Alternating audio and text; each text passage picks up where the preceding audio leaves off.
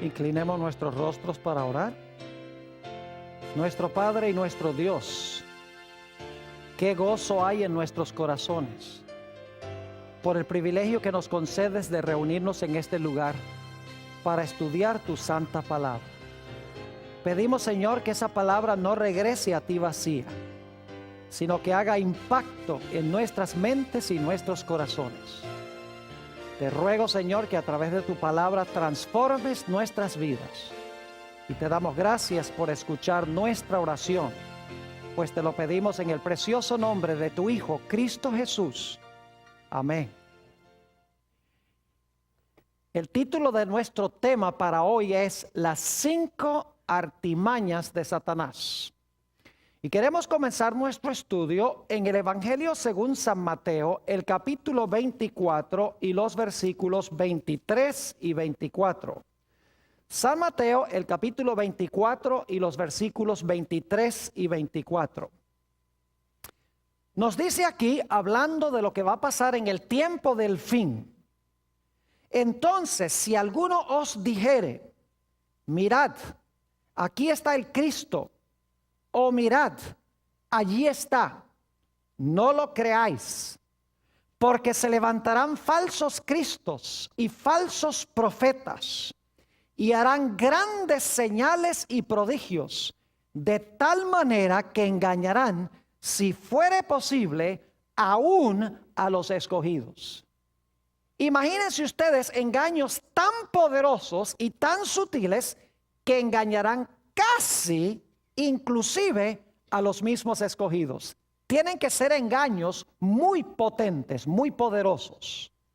Ahora, la pregunta clave es, ¿a quiénes dirigió Jesús estas palabras? A veces pensamos que es el mundo el que va a ser engañado. Pero quiero que noten en Mateo 24 y el versículo 4, ¿a quién dirigió Jesús las palabras de este capítulo 24 de San Mateo? Dice en el versículo 4, respondiendo Jesús les dijo, mirad que nadie os engañe. Y según los versículos anteriores, Jesús le está hablando a sus discípulos. Es decir, los que corrían riesgo de ser engañados no eran los mundanos, sino los propios discípulos de Jesús. Y los discípulos de Jesús somos nosotros los que estamos reunidos acá. Probablemente muchos de los que están viendo vía satélite por televisión son también miembros de la familia de Dios. Están en el grupo que la Biblia llama los escogidos. Ahora vamos a estudiar en nuestro tema de hoy 5 métodos que emplea Satanás para engañar a la gente. Y especialmente vamos a mirar estos 5 métodos desde la perspectiva del tiempo del fin. Quisiera mencionar, antes de que entremos a estudiar estos 5 métodos, que cuando el Señor Jesucristo creó este mundo, el hombre no vio a Jesús crear absolutamente nada. El primer día, el segundo día, el tercer día, el cuarto día, el quinto día, el sexto día, por lo menos la primera parte, Adán y Eva ni siquiera habían sido creados todavía. No pueden haber visto lo que Dios creó durante esos días. Es más, Adán no lo vio a Dios crearlo a él. Y cuando Dios creó a Eva, durmió a Adán. Así que Adán no vio tampoco la creación de Eva. Es decir, Adán y Eva no vieron a Dios crear nada. Lo cual significa que la única forma como ellos podían estar seguros de que Dios era su creador, de que Jesús era su creador, es porque Jesús les dijo que Él era el creador. No era porque lo vieron, sino porque Jesús les dijo, yo soy su creador. Ahora, como hemos visto, el Señor Jesucristo colocó en el huerto del Edén un árbol. Y le dijo a Adán y Eva que no comieran de ese árbol. No les explicó por qué. Sí les explicó las consecuencias. Les dijo, si ustedes comen, van a morir. Pero no les explicó por qué no podían comer de ese árbol específico, de en medio de todos los árboles que se encontraban en el huerto. Ellos sencillamente debían creer que Jesús era su creador y debían obedecer la palabra sin explicación alguna. Notemos lo que dice Génesis 2 y el versículo 15 al 17, lo hemos leído antes, pero vamos a leerlo de nuevo, donde habla de la prohibición que Dios le hizo del árbol. Dice en el versículo 15, tomó pues Jehová Dios al hombre y lo puso en el huerto de Edén para que lo labrara y lo guardase. Y mandó Jehová Dios al hombre diciendo, de todo árbol del huerto comerás, mas del árbol de la ciencia del bien y del mal no comerás, porque el día que de él comieres, ciertamente morirás. Ahora quiero hacerles algunas preguntas. Número 1, ¿el mandato estaba claro? ¿Era comprensible? Claro que sí. Y Eva lo entendió. Porque ella repitió las palabras de Dios cuando vino la serpiente. Le dijo, Dios nos ha dicho que no comamos de este árbol, porque si comemos de este árbol, ¿vamos a qué? Vamos a morir. Entendieron claramente el mandato de Dios. Yo pregunto, ¿esta prueba era una prueba grande o pequeña? En realidad era una prueba pequeña. Dios podría haberle dicho a Adán y Eva, mire, para que ustedes puedan seguir viviendo, tienen que saltar de aquí a la luna. Esa hubiera sido una prueba grande. Pero Dios les puso una prueba muy pequeña, insignificante. Ellos tenían todos los árboles del huerto de los cuales podían comer. El punto principal no era el apetito, porque si tenían hambre, podrían haber comido de todos los árboles del huerto. Prohibirles un árbol era una prueba supremamente pequeña. Además de eso, como he mencionado, Dios no les dio a Adán y Eva ninguna explicación por la cual prohibió ese árbol específico. Sí les dijo, iban a morir si comían del árbol, pero no les explicó en qué se distinguía ese árbol de los demás árboles. Sencillamente les dijo, crean mi palabra, yo fui el creador, yo pongo las reglas y ustedes no deben comer de este árbol. Pero nos dice en el libro de Génesis que ellos escogieron desobedecer el mandato de Dios, la palabra de Dios, que comprendían claramente que era una prueba pequeña, sin explicación, escogieron abiertamente contrariar a Dios. Cuando Dios vino a hablar con Eva, quiero que noten lo que dijo Eva. Génesis el capítulo 3 y el versículo 13. Génesis el capítulo 3 y el versículo 13. Noten las palabras que le habló Eva al Señor Jesús. Porque ya hemos visto que el creador aquí fue Cristo. Dice en el versículo 13, entonces Jehová Dios dijo a la mujer, ¿qué es lo que has hecho? Y dijo la mujer, la serpiente me ¿qué?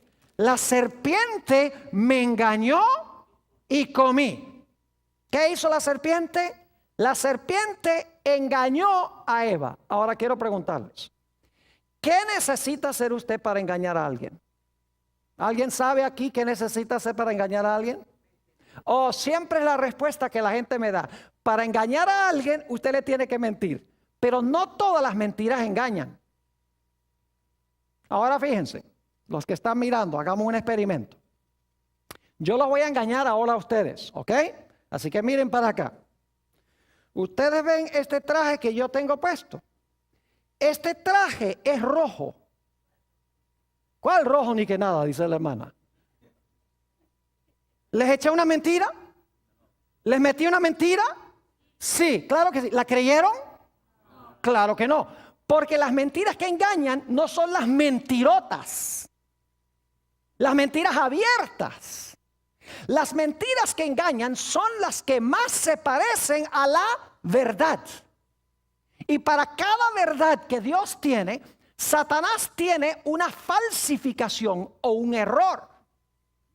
Hace algunos años tuve el privilegio de enseñar en la ciudad de Medellín, Colombia, en una universidad. Enseñaba teología allí. Y un día fui al centro de la ciudad a un almacén Ley, para comprar una mercancía. Llegué a la caja para pagar la mercancía que tenía y la muchacha que estaba recibiendo el dinero tomó el billete y lo miró en la luz, lo arrugó en su mano, lo puso debajo de una luz negra e enseguida llamó a un policía, le dijo, venga acá que este hombre me acaba de dar un billete falso de 10,000 pesos. Ahora imagínense ustedes eso. Aquí en los Estados Unidos uno generalmente es inocente hasta que se compruebe culpable. Por allá uno es culpable hasta que lo comprueben a uno inocente. Yo viví muchos años allá. Las cosas funcionan de una forma distinta. Así que yo sabía que estaba en problemas. Vino otro policía, me tomaron uno por un brazo, el otro por el otro brazo, me llevaron allá a un cuartico y empezaron a interrogarme. Empezaron a decirme, ¿dónde tiene la maquinaria? Y yo le dije, ¿cuál maquinaria? La maquinaria con que hacen los billetes. Yo dije, no, si yo no soy falsificador. Dice, ¿cómo que no es falsificador? Usted entregó un billete falso. Yo dije, no, pero ese billete yo no lo miré, sencillamente yo entregué un billete, alguien me lo dio. Dice, no, usted es un falsificador. Entonces uno de los policías dice, mire, ¿a dónde trabaja usted? Yo le digo, mire, yo trabajo en el Instituto Colombo Venezolano, yo enseño teología allá. Y oiga, cuando dije eso, el policía como que cambió de actitud, sonrió y dijo, ese colegio es muy bueno. Dice, de allá no pueden salir falsificadores. Y yo dije, gloria a Dios, las cosas están mejorando aquí. Entonces el policía me dijo, mire, cuando en el futuro alguien le dé a usted un billete, usted tiene que mirarlo con cuidado. No pague con un billete falso porque se puede meter en problemas. Yo le voy a mostrar a usted cómo distinguir un billete falso de uno genuino. Y entonces trajo el billete falso, trajo un billete genuino y me dice, mire, usted mira el billete falso en la luz y usted se da cuenta que la cabeza de Simón Bolívar está borrosa. Usted mira el billete genuino en la luz y ve que la cara de Simón Bolívar está clarita. Y de verdad que sí. Entonces tomó el billete y lo puso de nuevo en la luz y dice, mire, el billete falso no tiene una raya marrón que cruza el billete, mientras que el billete genuino sí tiene la raya marrón. Yo dije, de verdad que sí. Luego tomó el billete falso y lo arrugó en la mano y tomó el billete genuino y lo arrugó también en la otra mano. Y el billete genuino empezó a abrirse como una flor, mientras que el papel del billete falso se quedó arrugado. Y luego tomó el billete genuino y lo metió debajo de la luz negra y le brillaban los círculos a donde estaba la cara del prócer de Simón Bolívar, mientras que el billete falso lo ponía debajo de la luz negra y no le brillaba nada. Dice, la próxima vez que alguien le dé un billete grande, asegúrese de que es genuino. Y claro, cuando yo iba a la caja después para pagar con un billete de 10,000 pesos o de 20,000 pesos, yo le daba el billete a la cajera, ella hacía el proceso, lo miraba en la luz, a veces lo arrugaba, lo metía debajo de la luz negra y entonces ella me daba los vueltos, me daba billete de 5,000 o me daba un billete de 10,000 y yo agarraba el billete, lo miraba en la luz, lo arrugaba en la mano y seguía también el proceso. Y una cajera un día me dice, ¿y por qué usted hace eso? ¿Acaso no confía en mí? Yo le dije, mire, yo confío tanto en usted como usted confía en mí. Ahora yo quiero preguntarles, ¿cómo podía yo distinguir un billete falso de uno genuino? Tenía que conocer ¿qué cosa? El genuino para detectar la falsificación. Es decir, si yo no conozco la verdad, yo no voy a poder detectar el error. Porque el error se desenmascara viendo y conociendo ¿qué cosa? Conociendo la verdad de Dios. Y Eva le dijo, Satanás le dijo a Eva, mira, yo te voy a dar la verdad. Pero Satanás le estaba contando una ¿qué? Le estaba contando una mentira. La verdad era, no comas del árbol. La mentira era, no hay ningún problema con que tú comas del árbol. Deberías sencillamente haber obedecido la palabra de Dios. Ahora yo quiero preguntarles, ¿qué viene primero? ¿Lo genuino y luego la falsificación? ¿O la falsificación y luego lo genuino? Ustedes saben bien que primero viene lo genuino y después viene la falsificación. ¿O es que los falsificadores dicen, miren, hagamos un billete falso de $7 y el gobierno dice, qué buena idea, hagamos uno genuino? Pues claro que no, ustedes saben que no. Primero el gobierno hace un billete genuino, ¿verdad? Y entonces los falsificadores hacen una falsificación. Y mientras más se parezca el falso al verdadero, más engaña. Mientras más el error se parece a la verdad, más engaña. Y la verdad siempre viene primero y la falsificación viene después en el tiempo. En 2 de Corintios 11 y el versículo 3 nos dice que Satanás engañó a Eva con su astucia. El diablo es mucho más inteligente que nosotros. El diablo ha tenido mucha experiencia en la empresa del engaño. Y la Biblia dice que es un personaje supremamente astuto. En Apocalipsis, el capítulo 12 y el versículo 9, dice que en los últimos días Satanás va a engañar a todo el mundo. Prácticamente todos los seres humanos van a ser engañados por Satanás. Y la razón es muy sencilla. En vez de conocer la verdad y obedecer la verdad, lo que van a hacer es aceptar los errores de Satanás que se parecen mucho a la verdad, pero que son falsificaciones. Ahora, como les mencioné, Satanás en el comienzo usó 5 métodos de engaño para lograr vencer a Eva. Y esos son los métodos que él va a usar al final de la historia. Yo quiero que estudiemos esos 5 métodos en el resto de nuestro tema. Vayan conmigo a Génesis, el capítulo 3 y el versículo 1. Vamos a hablar de nuestro primer método. El primer método es que Satanás hace milagros y engaña a la gente por los milagros que desempeña. Dice en Génesis 3 y el versículo 1, pero la serpiente era astuta más que todos los animales del campo que Jehová Dios había hecho, la cual dijo a la mujer, ¿con que Dios os ha dicho, no comáis de todo árbol del huerto? Ahora usted dice, ¿a dónde está, Pastor Bor, el milagro allí? Yo quiero preguntarles, ¿cuántos de ustedes han ido a un zoológico y la serpiente les habla? Yo les apuesto que si ustedes van a un zoológico y una serpiente levanta la cabeza y dice, buenos días, señor, ustedes van a salir corriendo. Porque para que una serpiente hable, tiene que haber un qué, eso sería un milagro. Es decir, el diablo está haciendo un milagro mentiroso. Sorprende a Eva porque Eva no sabía que la serpiente podía hablar. Y la serpiente no podía hablar, pero el que estaba hablando era Satanás. Es decir, Satanás estaba haciendo un falso milagro, dando la impresión de que la serpiente podía hablar. Estaba tratando de engañarla por este milagro.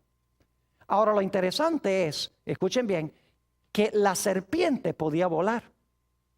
Y ustedes, ¿cómo sabe que la serpiente podía volar? Varias razones. En primer lugar, en civilizaciones antiguas se han conseguido serpientes con alas.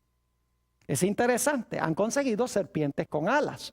En las civilizaciones antiguas siempre pintaban a las serpientes con alas. Eso demuestra que ellos tenían una memoria de algo que iba hasta el principio.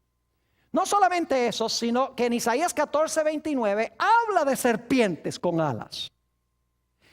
Y la razón más importante es que nos dice aquí en Génesis, el capítulo 3, que cuando la serpiente se dejó usar por Satanás, Dios le dijo a la serpiente, de ahora en adelante te vas a arrastrar y vas a comer polvo. Si ya se estaba arrastrando y comiendo polvo, eso no hubiera sido ningún castigo.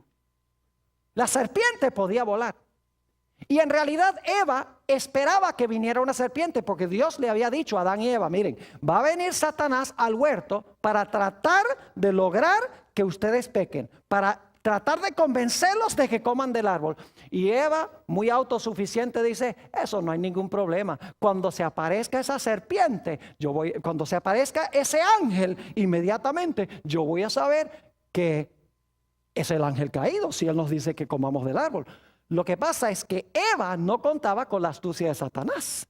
Satanás no se iba a aparecer como un ángel glorioso porque Eva estaba esperando un ángel. Dios les había advertido. Así que Satanás dice, no, tengo que usar otro método más capcioso. Y así que Satanás se esconde detrás de una serpiente y usa la serpiente para cumplir sus propósitos. Y hace este milagro mentiroso. Hoy en día, los cristianos les encanta seguir a los milagros. Les encanta a donde hay señales y prodigios y sanamientos y lenguas y saltos y bailes y todas esas cosas en la iglesia.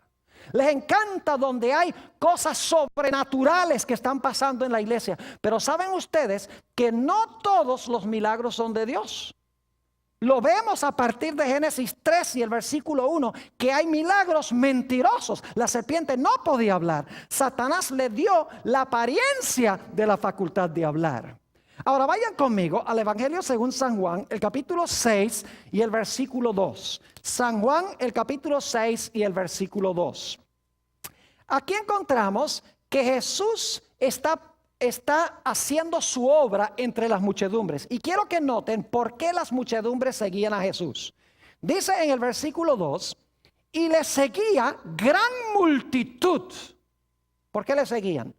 Porque veían las señales que hacía en los ¿qué? En los enfermos. La gente decía, a este hay que seguirlo porque este es un curandero. Es decir, veían en Jesús un curandero, alguien que hacía milagros y lo seguían. Pero ¿saben algo? Siguen leyendo el capítulo y van a darse cuenta que el Señor Jesucristo empezó a predicarles un sermón. Yo soy el pan de vida. Tienen que asimilar el pan de vida. O si no, no van a tener vida en ustedes mismos. Y cuando Jesús empezó a decirles que tenían que obedecer la palabra, la gente dijo, si no hay milagros, con la pura palabra no queremos.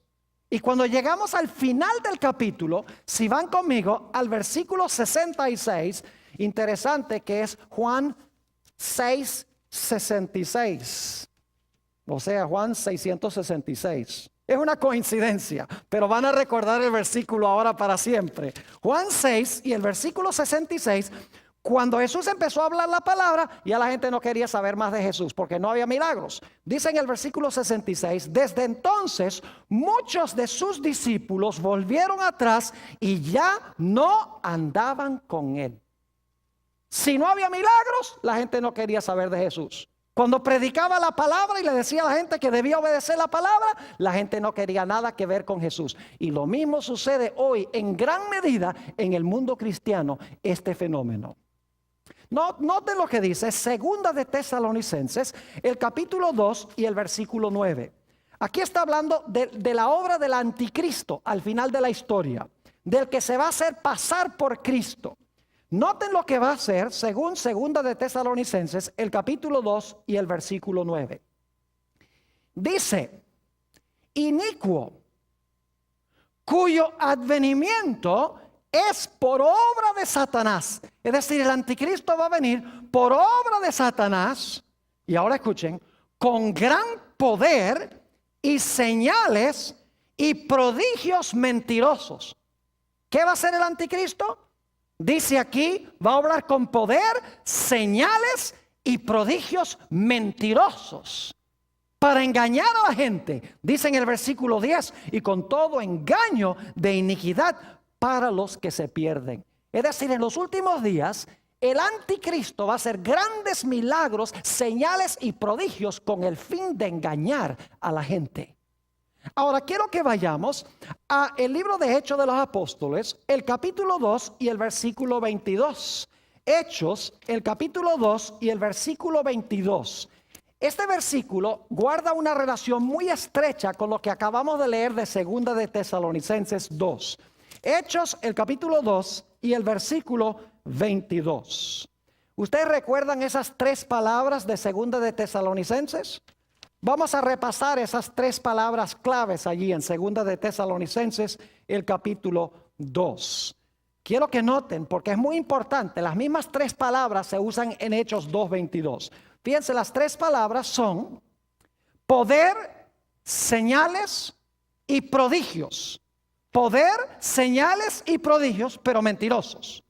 Ahora noten lo que dice Hechos 2:22. Dice, varones israelitas, aquí está hablando el apóstol Pedro, oíd estas palabras. Jesús Nazareno, varón aprobado de Dios entre vosotros, con las maravillas, prodigios y señales que Dios hizo entre vosotros por medio de él, como vosotros mismos sabéis. Fíjese que el anticristo va a hacer las obras por obra de ¿quién? De Satanás.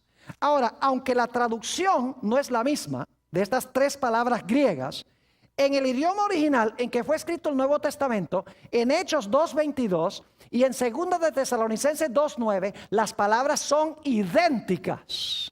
Es decir, que las palabras poder, señales y prodigios en 2 Tesalonicenses 2:9 y las palabras maravillas, prodigios y señales en Hechos 2:22 son las mismitas palabras en el idioma en que fue escrito el Nuevo Testamento, el griego. ¿Qué quiere decir esto? Quiere decir que el anticristo va a falsificar las obras que hizo Jesús. Porque si se usan las mismitas palabras para describir lo que va a ser el anticristo, y es lo que hizo Cristo, quiere decir que el anticristo va a sanar enfermos. El anticristo va a hacer maravillas, va a echar demonios, va a hacer todas estas cosas. Y la gente va a creer que es ¿quién? Que es Cristo. Porque eso fue lo que hizo Cristo cuando estuvo en la tierra. Y saben ustedes que este fenómeno va a pasar en el mundo cristiano. Note lo que dice en el Evangelio según San Mateo, el capítulo 7 y el versículo 21 al 23. Fíjense qué tremendo esto. San Mateo, el capítulo 7 y el versículo 21 al 23. Dice Jesús: no todo el que me dice Señor, Señor, entrará en el reino de los cielos, sino el que hace la voluntad de mi Padre que está en los cielos. Yo pregunto, si esta gente dice Señor, Señor, ¿están profesando seguir a Jesús? Si lo llaman Señor, Señor, claro que sí. Jesús dice, no todo el que me dice Señor, Señor. Si la gente lo está llamando Señor, es porque ellos profesan ser de Jesús. Ahora noten el versículo 22. Muchos me dirán en aquel día, Señor, Señor, ¿no profetizamos en tu nombre? Si están usando el nombre de Jesús, ¿dicen que son cristianos? Claro que sí. ¿Y en tu nombre echamos fuera qué? Demonios. ¿Y en tu nombre hicimos muchos qué? Milagros. Y Jesús va a decir, claro, ustedes son míos porque usan mi nombre y echan demonios y dan profecías y hacen milagros. Ustedes son míos. ¿Es lo que dice Jesús? No, versículo 23. Y entonces les declararé, nunca os conocí. Apartaos de mí, hacedores de qué? Hacedores de maldad. Fíjense que son cristianos profesos, porque ellos llaman a Jesús Señor, Señor, y usan el nombre de Jesús. Pero Jesús dice, yo no los conozco a ustedes, apártense de mí, obradores de maldad. ¿Saben que esa palabra maldad se podría traducir mejor? Es la misma palabra que se traduce en 1 de Juan 3:4, infracción de la ley. Esas tres palabras, infracción, 4 palabras, infracción de la ley, es la misma palabra maldad, aquí en Mateo el capítulo 7. Es decir, se puede traducir esto, apartaos de mí, infractores de la ley. Apartaos de mí los que desobedecéis mi ley. Apartaos de mí los transgresores de mi ley. Es decir, son cristianos que hacen milagros, profetizan, echan demonios, pero el problema es que no quieren guardar ¿qué cosa? No quieren guardar la santa ley de Dios. No quieren obedecer la palabra de Dios. Como Eva siguió el milagro, ellos van a seguir milagros en vez de obedecer lo que Dios dice en su santa palabra. Ese es el primer método, milagros mentirosos. Segundo método que usa Satanás. Note lo que dice otra vez Génesis, el capítulo 3 y el versículo 1. Pero la serpiente era astuta más que todos los animales del campo que Jehová Dios había hecho, la cual dijo a la mujer, con que Dios os ha dicho, no comáis de todo árbol del huerto. Yo pregunto, ¿el diablo aquí está profesando citar a Dios? ¿Está diciéndole a Eva algo que Dios supuestamente dijo? Claro que sí. ¿Pero lo está diciendo como Dios lo dijo? No, lo está cambiando lo que Dios dijo. Porque Dios dijo que no podían comer de uno. La serpiente dice, con que Dios os ha dicho que no pueden comer de ninguno. Fíjese que el diablo, el segundo método que usa es citar la palabra de Dios mal. El diablo es capaz de citar la palabra de Dios, pero no la cita como Dios dice. El segundo método que usa Satanás es el de añadirle a la palabra de Dios, quitarle a la palabra de Dios, cambiar la palabra de Dios, torcer la palabra de Dios y sacar la palabra de Dios de su contexto. Es decir, el diablo adultera la palabra de Dios, la usa para enseñar el error. Ustedes conocen las tentaciones de Jesús Vamos al Evangelio según San Mateo, el capítulo 4. San Mateo, el capítulo 4. Y vamos a leer los versículos 3 y 4. San Mateo 4 y el versículo 3 y 4. Y vino a él el tentador y le dijo: si eres hijo de Dios, di que estas piedras se conviertan en pan. Jesús detectó a Satanás inmediatamente, porque el diablo le dijo: si eres el hijo de Dios. Y Jesús en su bautismo acababa de escuchar la voz de su padre que dijo: este es mi hijo amado. Así que si el padre dice: este es mi hijo amado, porque el diablo viene y le dice: si eres el hijo de Dios. Jesús dice: ¿cómo que si soy? Mi padre dijo que soy. Lo detectó enseguida porque trató de sembrar duda. Y note lo que dice Jesús. En vez de hacer el milagro de transformar las piedras en pan, dice: escrito está. No solo de pan vivirá el hombre, sino de toda palabra que sale de la boca de Dios. Es decir, yo no hago lo que nadie me dice que sea contrario a la palabra de Dios. Yo obedezco lo que Dios dice en su santa palabra. ¿Y saben que el diablo aprende? Después que Jesús le contestó al diablo: escrito está, el diablo dice: ve, ese método está bueno, me sirve. Así que lleva a Jesús allá a las almenas del templo, a la torre del templo, dice en el versículo 5. Entonces el diablo le llevó a la santa ciudad y le puso sobre el pináculo del templo y le dice: si eres hijo de Dios, échate abajo, porque escrito está. Dice: ¿te gusta vivir por escrito está? Pues aquí tienes, escrito está. Y luego el diablo, escuchen bien, el diablo cita el Salmo 91 y los versículos 11 y 12. Vamos un momento allí al Salmo 91 y los versículos 11 y 12. Y quiero que vean cómo el diablo deja una partecita por fuera. Salmo 91 y vamos a leer los versículos 11 y 12. Dice: pues a sus ángeles mandará acerca de ti, que te guarden en todos tus caminos. En las manos te llevarán para que tu pie no tropiece en piedra. ¿Saben que hay una parte del versículo 11 que el diablo no incluyó? Él citó la parte que dice en el versículo 11: pues a sus ángeles mandará acerca de ti.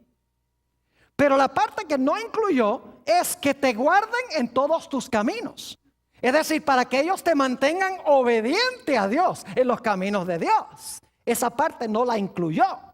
Y luego entonces pronunció la bendición. Dice: Él va a mandar sus ángeles y ellos te van a tomar en sus manos para que tu pie no tropiece en piedra. Pero estaba pasando por alto la condición, y es que los ángeles debían guardarlo en sus caminos. Es decir, en los caminos de Dios.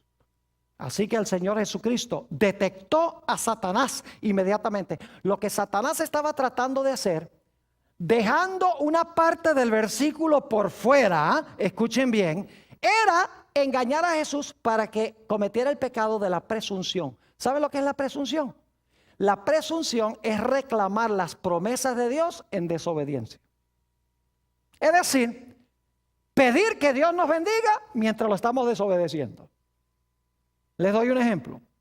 Un joven llega a un examen en la escuela y le pide a Dios que le ayude a pasar el examen cuando no ha estudiado. Eso es presunción. Un individuo que empieza un viaje y pide que Dios lo proteja en el viaje y luego maneja 100 millas por hora. Eso es presunción. Un individuo que dice al Señor: ay Señor, dame buena salud, y se fuma 2 o 3 cajetillas de cigarrillos al día. Es reclamar las promesas de Dios en desobediencia. Si Jesús hubiera saltado, el diablo dice: salta, desobedece a Dios y entonces reclámale a Dios para que te cuide. Y muchas veces nosotros hacemos ese tipo de cosas. Reclamamos las promesas de Dios mientras estamos desobedeciendo la palabra de Dios. Es decir, el segundo método de Satanás es el método de dejar partes de la Biblia por fuera, citar mal la palabra de Dios, como hizo en el huerto del Edén, añadirle y quitarle. Por eso en Apocalipsis 22 dice: ay del que le agregue a la Biblia, porque Dios le va a agregar las plagas. Y hay del que le quite a la Biblia, porque Dios va a quitar su nombre del libro de la vida. Es decir, el diablo juega jueguitos con la palabra de Dios. Cita partes, tuerce, cambia, añade, quita, saca de contexto para que la gente crea que Dios está diciendo una cosa cuando en realidad está diciendo otra. Noten 2 de Timoteo, el capítulo 4 y el versículo 2 al 4.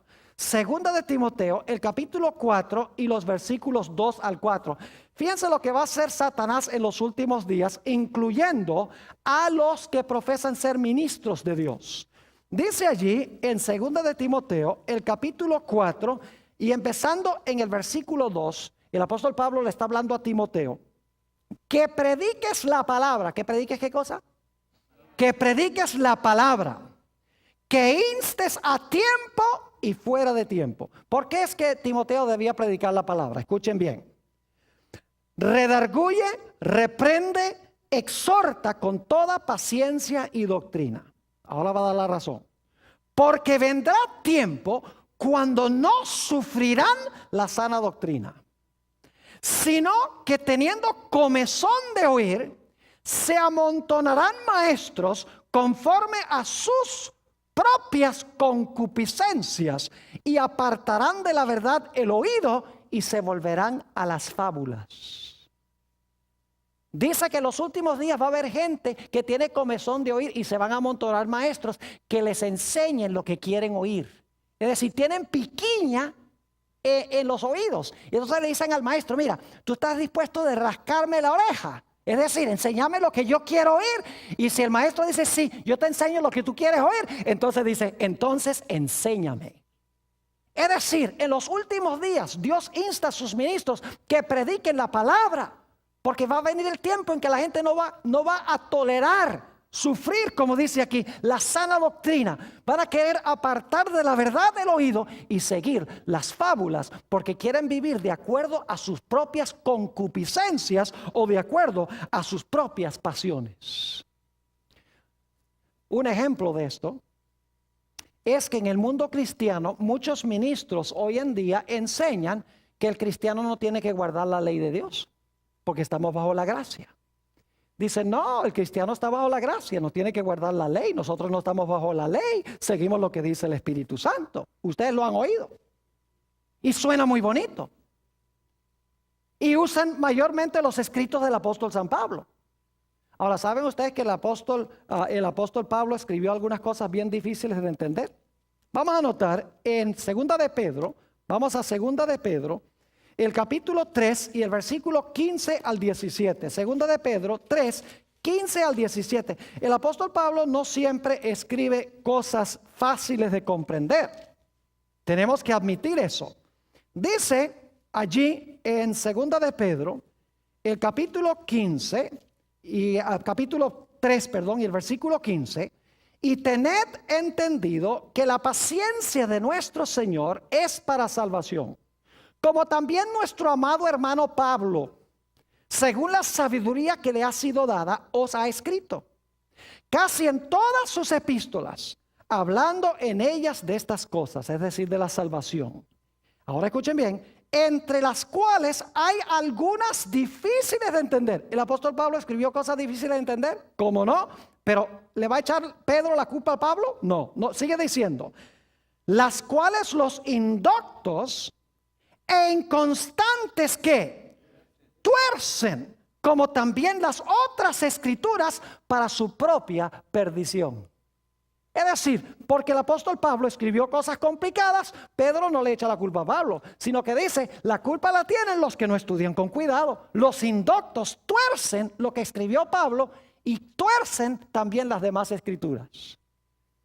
Permítame mencionarles 3 escrituras aquí rápidamente sin buscarlas, porque el tiempo apremia.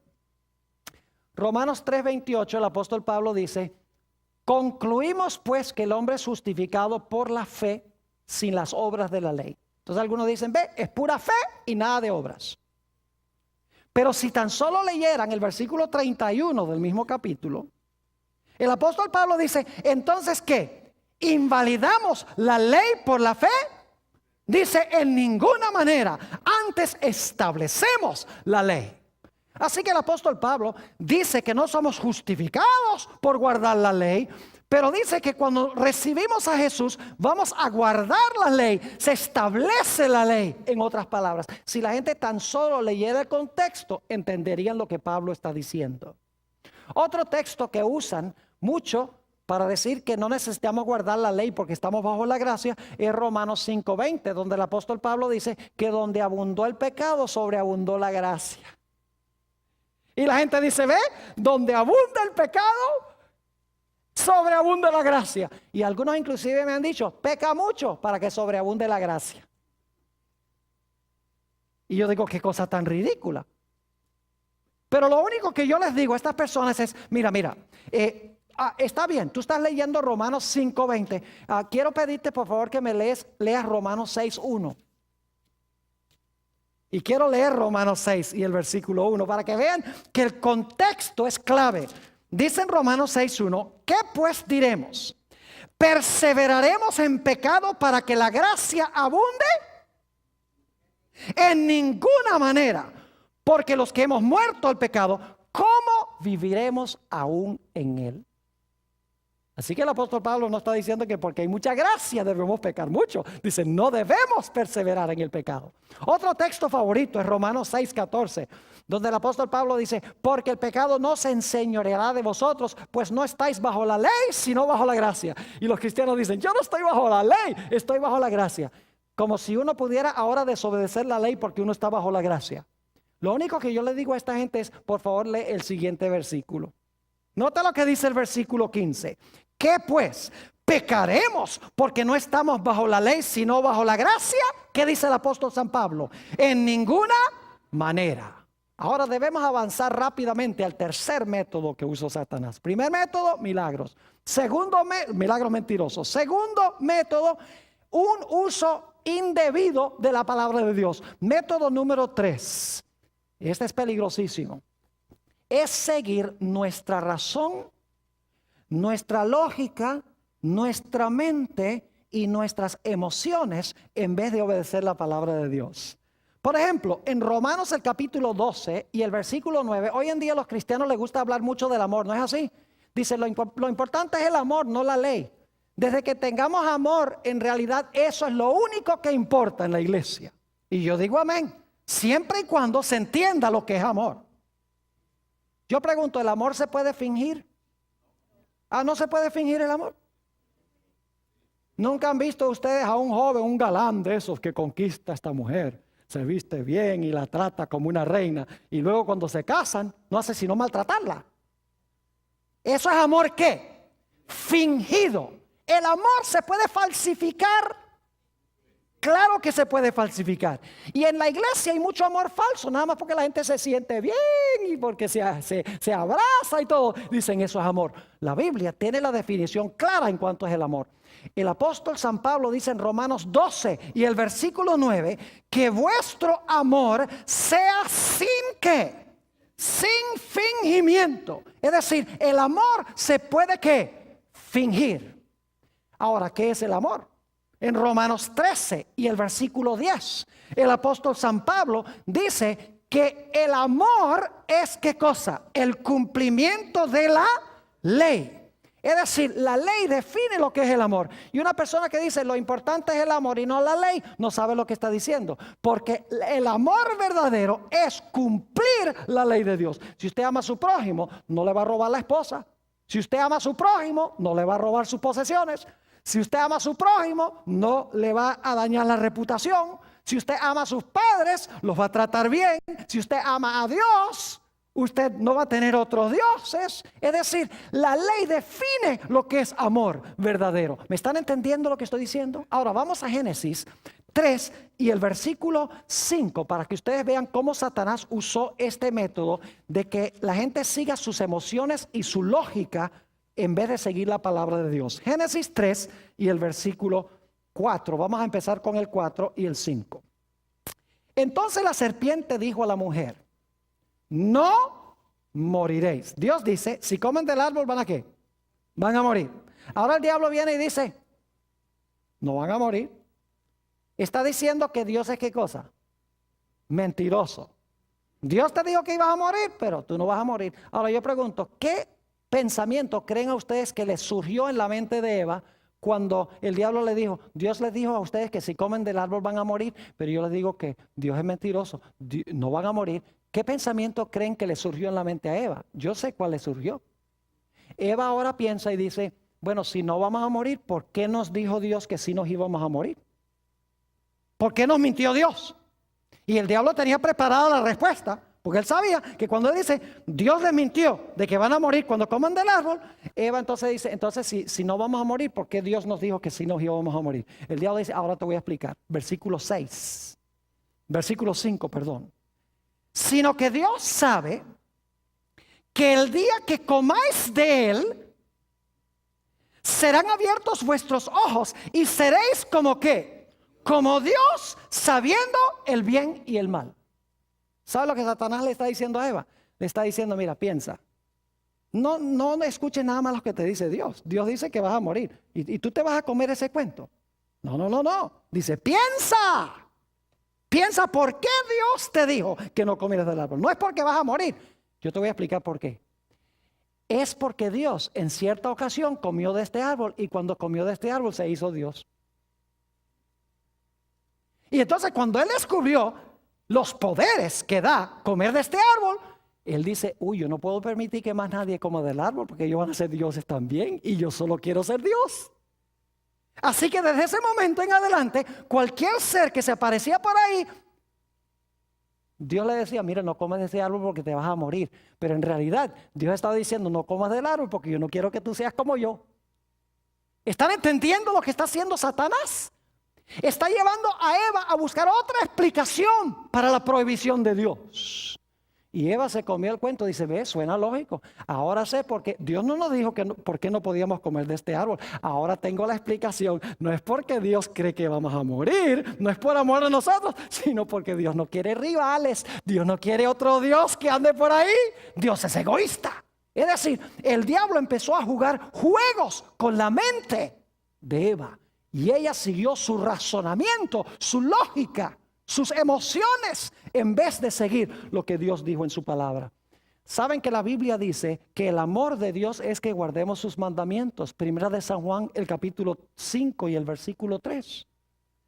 También nos dice en Hechos 5:32 que Dios le da su espíritu a todos los que le obedecen. Porque hoy los cristianos dicen, lo importante es que tengas el espíritu. Que tengas el Espíritu Santo y que hables en lenguas. La Biblia dice aquí que Dios da su Espíritu Santo a todos los que le obedecen. Y si ustedes leen Juan 14 y el versículo 15 y 16, Jesús dice, si me amáis, guardad mis mandamientos y yo rogaré al Padre y os dará otro consolador. Fíjese, Jesús dice, si me aman, guarda mis mandamientos y entonces yo voy a rogar a mi Padre que les dé ¿qué cosa? Que les dé el Espíritu Santo. Hay una condición para recibir el Espíritu Santo y es guardar la ley de amor de Dios. El tercer método de Satanás es llevar a la gente a seguir lo que dice su corazón, el amor, la lógica, la razón, el corazón, la mente, contrario a lo que Dios dice claramente en su santa palabra. Cuarto método de Satanás es seguir lo que dicen nuestros sentidos. Seguir lo que dicen nuestros ojos, nuestros oídos, nuestro tacto, nuestro gusto, contrario a lo que Dios dice en su palabra. Noten Génesis, el capítulo 3 nuevamente y el versículo 6. Génesis, el capítulo 3 y el versículo 6. Ahora fíjense cómo están involucrados los sentidos de Eva. Y vio la mujer que el árbol era ¿qué? ¿Qué está usando? ¿Sus qué? Sus ojos, ¿verdad que sí? Vio la mujer que el árbol era bueno para comer. Y que era agradable ¿a qué? A los ojos. Y árbol codiciable para alcanzar la sabiduría. Y tomó. ¿Qué sentido está usando allí? Tomó. El tacto. Y no se murió cuando lo tomó inmediatamente. Tomó de su fruto y ¿qué? Y comió. ¿Qué sentido está involucrado ahí? Comió. El gusto. El oído está involucrado. Satanás le está hablando. Los ojos, ve que es bueno. ¿Verdad? El tacto, lo toca y no se muere. El gusto, ¿sabe qué? sabroso. Lo único es que Dios había dicho, no comas. No debería haber seguido lo que dijeron sus sentidos, sino lo que decía, ¿quién? Dios. Y saben que a través de la Biblia, aquellos que seguían lo que dicen sus sentidos, terminaban con un desastre. Ustedes conocen, por ejemplo, la historia de Sansón. Cuando vio a esta mujer filistea hermosa, los padres le dijeron, pero Sansón, Dios ha dicho que no debemos unirnos en yugo desigual con los incrédulos. ¿Y sabe lo que dijo Sansón? Dijo, búsquenmela porque ha agradado mis ojos. Es decir, me pone a latir el corazón más rapidito. Y me agrada los ojos. Y saben que eso le costó los ojos.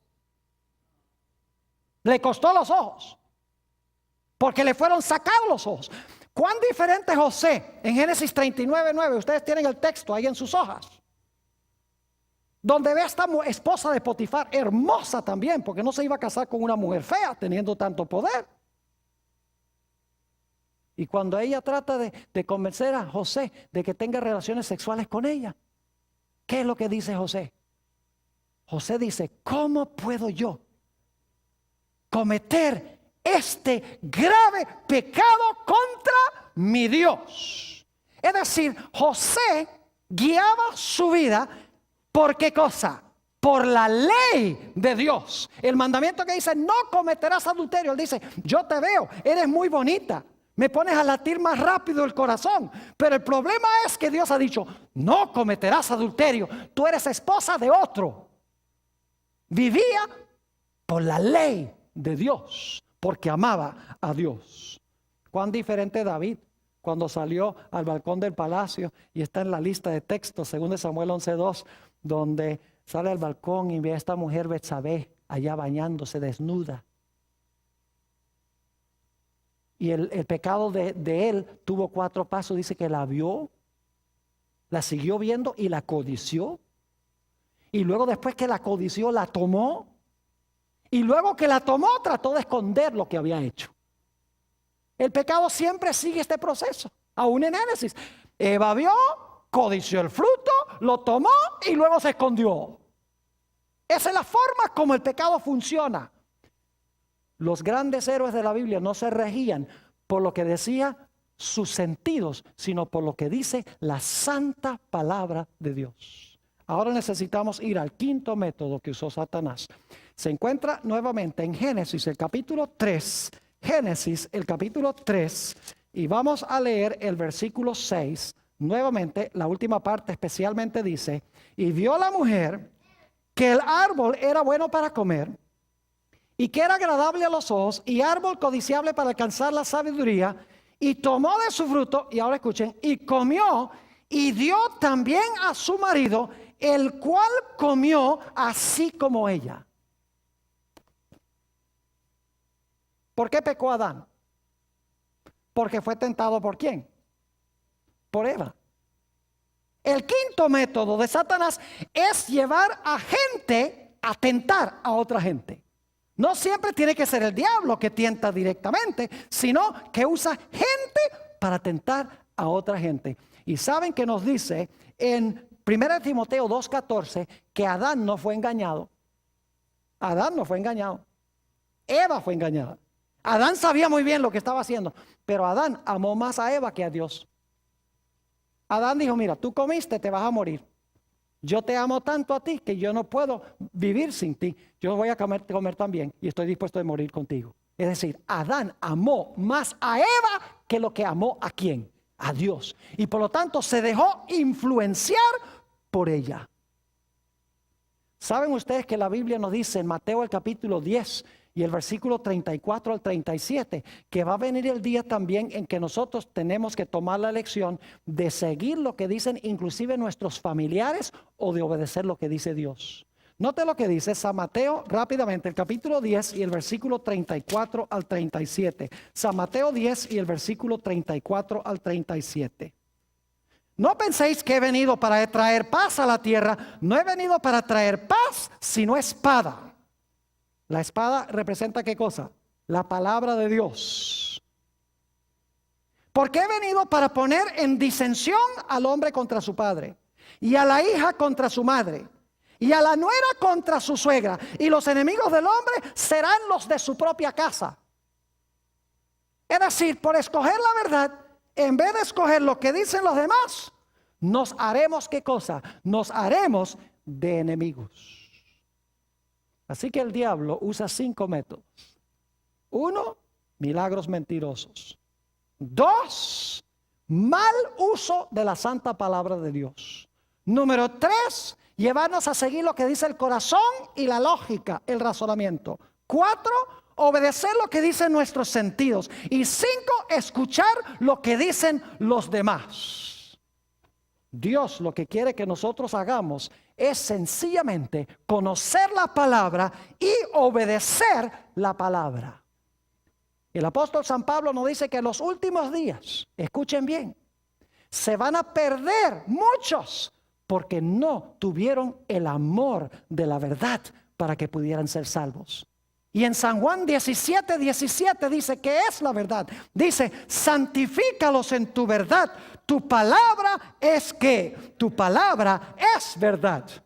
Aunque vea algo, aunque vea un milagro, aunque mis sentidos me digan algo, aunque otros me cuenten algo, aunque mi lógica me diga algo, aunque mis sentimientos me digan algo, todo lo debo comparar con un así dice Jehová, y así estaré seguro de no ser engañado. Que esa sea nuestra experiencia.